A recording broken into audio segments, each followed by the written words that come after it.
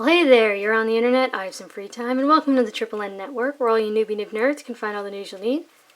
Let's look at ink today, shall we? Now, today's ink is by a German brand, and I'm going to massacre this, Rohrer Klingner, and the ink is Alt-Goldgrün.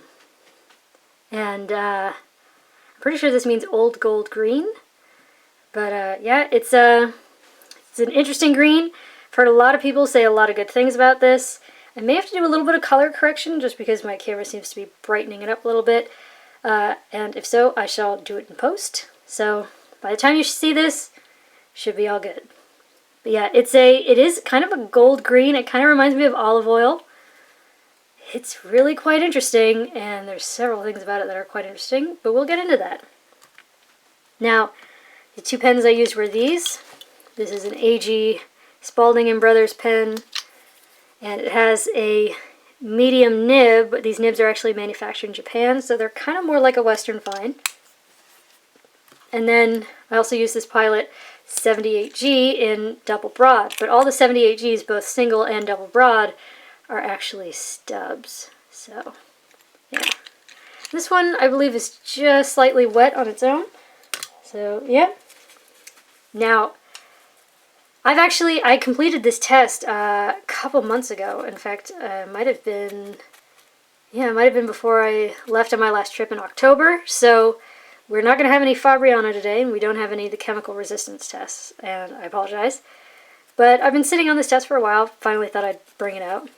So let's check out the chromatography, which is interesting. Well, look at this. This is kind of crazy, right? So you can see where that initial drop was, but this really is like a rainbow. Oh my god. So it's like pinkish, and then it goes up into like almost an orange, and then it goes up into almost a yellow, and then into a blue. There's all sorts of stuff going on in this ink. It's fascinating. That's the chromatography, how you're supposed to do it. Here's where I let it dry, which is not how you're actually supposed to do it, but here it's kind of even more of a rainbow. Definitely more of a reddish pink there. Orange, yellow, green, blue. Fascinating. And they really are, like, super bright colors. So, just so fascinating. Anyways, I wanted to see if I could find some comparable inks. And I could find a couple, not a ton. But here's Alt-Goldgrün.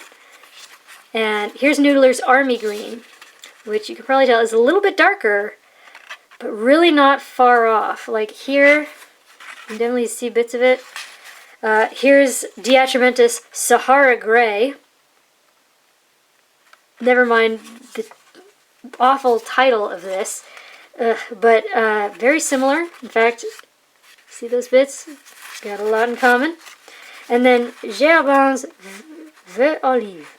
Sorry, it's Veuve Olive, which is lighter and maybe a bit more yellow, but the darker parts of this and the lighter parts of that quite similar. So yeah.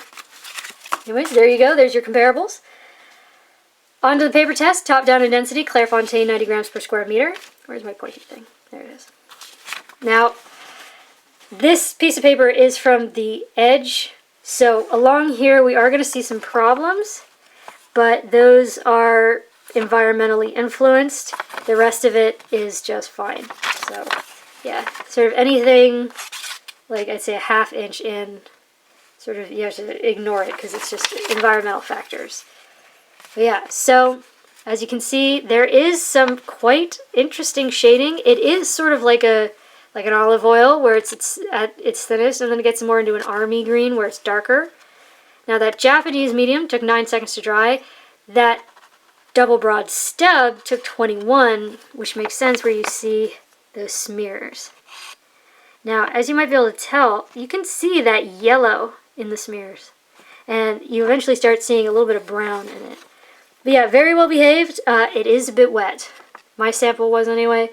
6.5 out of 10 for sure.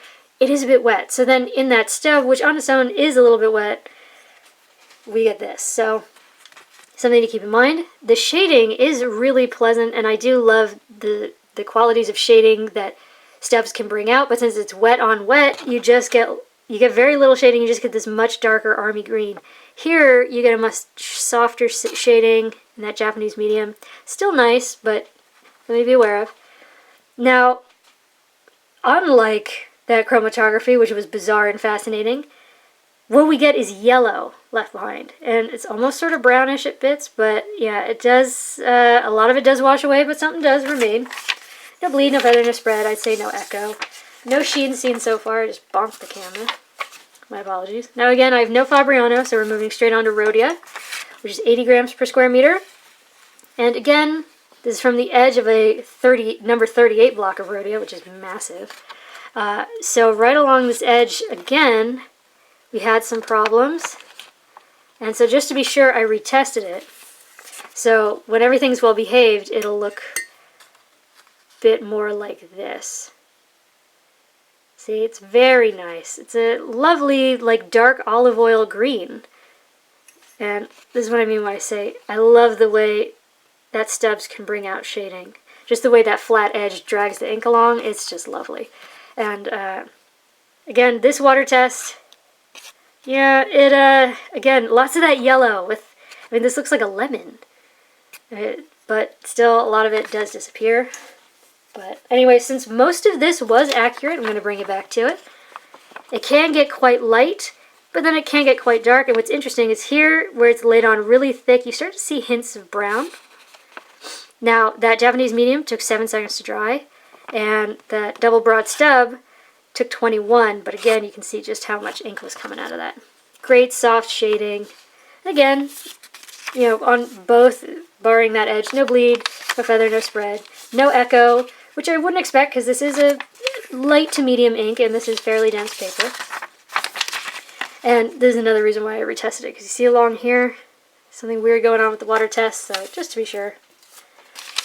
Now next up is Tomoe River paper, which is known for drawing out sheen and shading and dry times, and it did. So that Japanese medium here took 12 seconds to dry, double broad stub took 25. But because of the way this paper sort of makes ink pool, because of the drawn out dry times, you can see just how light this ink can get. And you get this very distinct halo, which is what I mean by you have this dark outline around certain parts. Now, some people don't like that. I personally do.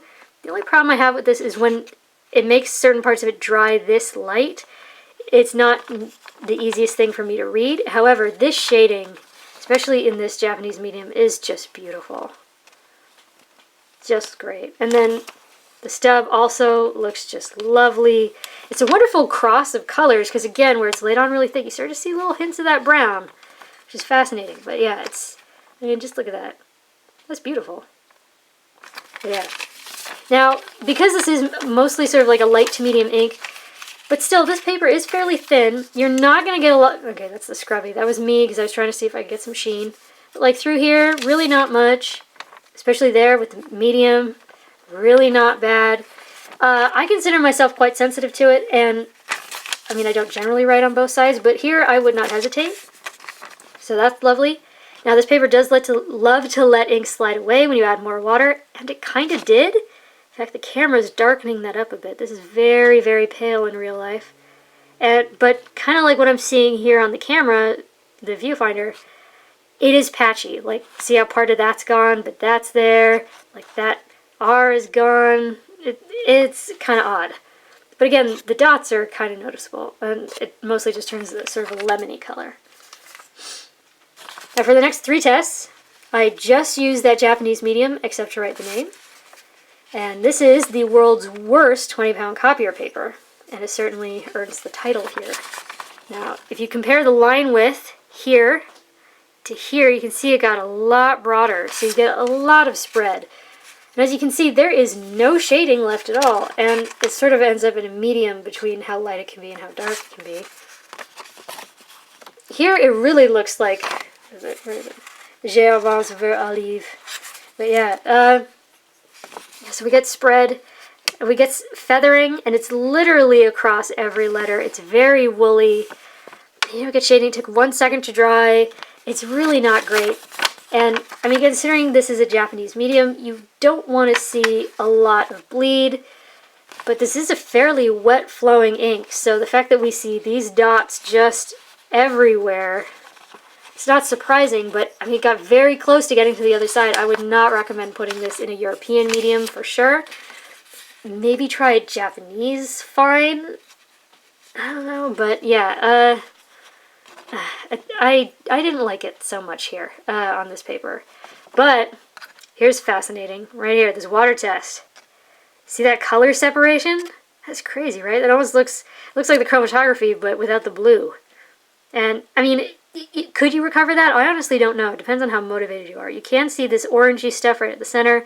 Then you have this light green just exploding off of it. And even what's at the center is kind of spreading a bit, so they start to overlap. So if you're anyone in the world but me, meaning you write really, really small, that might be really difficult to recover. Now, next up is Mead Notebook Paper. It's physically thinner than 20-pound paper. A lot of American school children use it for like their homework and lab notebooks. Generally, it outperforms this world's worst 20-pound copy of paper, and here it kind of did. You can see that the spread is much less, that line is much smaller. However, you still get that woolliness. You still lose all shading, and the woolliness really starts to spread over into feathering. So that's not great, but 2 seconds to dry. And then there's a lot of show through. In fact, usually Mead it outdoes the 20-pound paper. It behaves better. You don't get as much of this show through, but here I think you might get a little bit more. So that's not great, but yeah. And this paper does tend to freak out when you add more water, so I'm really not shocked that we get these results, which is that it kind of feathered and exploded, and that green that's trying to get away from the orangey stuff at the center, it's overlapping. That would be the opposite of fun to try and recover. Now lastly is Moleskin Paper, which I hate because it hates ink, and I don't understand how they can justify making people pay this much for this paper when you look at this, because do you see this like gross texture? Like you can see the pulp, the pattern of pulp in the paper. It's gross. Maybe you get some shading ish, but where you do, you get this really nasty, like look at these feathers. It's just hideous. It's gross. And 8 seconds to dry? How do you explain that? Obviously it's absorbent paper because it soaked it up like a moldy old sponge. Ugh, it's just gross. And I mean, there's spread, there's crazy feathering. You get these like little dots of like near bleed, and they're so like evenly dispersed throughout that, I mean, I'm sensitive to it, so I would find that very annoying if for some reason I had to write on both sides of the page. And then this paper hates ink and it hates water, and add them together and you get this. I wrote that, and it's only through the viewfinder that I can tell where the different letters separate, and even there, like the T and the E.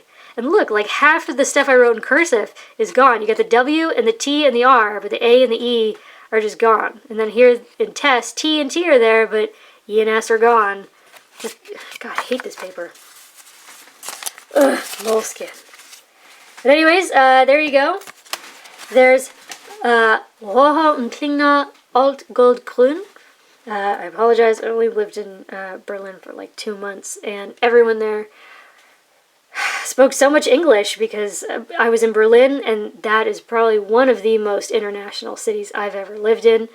So everyone just sort of defaulted to English, and everyone spoke such good English that I never learned much German. But yeah, it's a very unique kind of color, and yet it's sort of similar to several others. The shading is fantastic. This chromatography is just amazing. It didn't do so great on the more economic papers. Yeah, you know, people love this ink, and I kind of understand why, seeing it on the premium papers. If you're a big fan of it, please leave a comment down below. I'd also, if you have a bottle of it, I'd love to know if it's generally this wet flowing, or if maybe it's the sample I got. Always good to know the details from input from people who have much more experience with it. This is just me reporting the results of the tests that I've done. More information there is, the closer we can get to the facts. You know, more data, more truth. So yeah, anyways, fascinating ink for your consideration from the Triple N Network. If you liked the video, please give it a thumbs up. If you'd like to see more, please subscribe to the channel. And thanks for watching. Bye.